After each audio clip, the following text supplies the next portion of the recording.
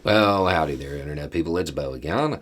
So, today we are going to talk about treaties and the Trail and the Cherokee Nation and a 200-year-old promise that has gone unfulfilled, that the Cherokee Nation would like to be fulfilled.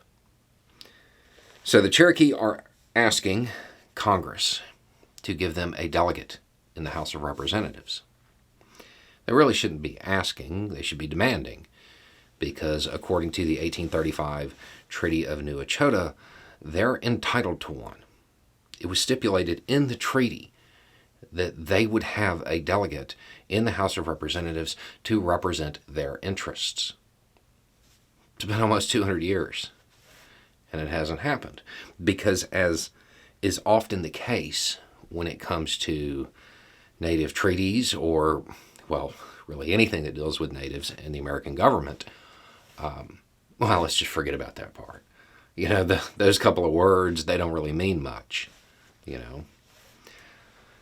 The treaty itself was obtained through, well, let's just call it debatable means. It was signed with a group that is not necessarily representative of the whole. And the treaty led to the Trail of Tears. But a large portion of that treaty just not going to be honored, even after what happened. If the request is granted by the House of Representatives, the Cherokee Nation would have a non-voting member in the House. There are other places that have non-voting members. D.C., Guam, the U.S. Virgin Islands, there are others. They can debate on the House floor. They can introduce legislation, and if I'm not mistaken, they could even sit on committees. So it's not an entirely ceremonial place. They just can't vote. Now, the delegate would be Kim Teehee, I think. And this is somebody who has a long history of representing Native interests. I would suggest that it's probably time for the U.S. to honor the treaties, those promises that were made and never really kept.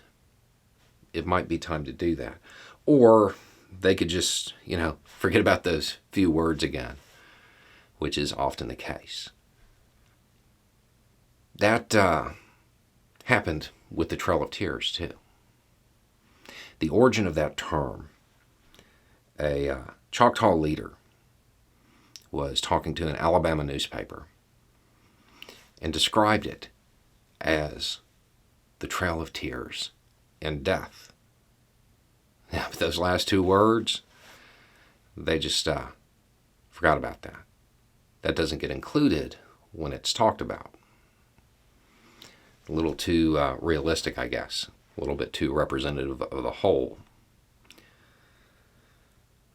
It's probably time for the U.S. government to honor the treaties and include all the words and really address a lot of the issues that have happened and try to make amends, or at least honor the bare minimum promises that were made more than a century ago. Anyway, it's just a thought. Y'all have a good day.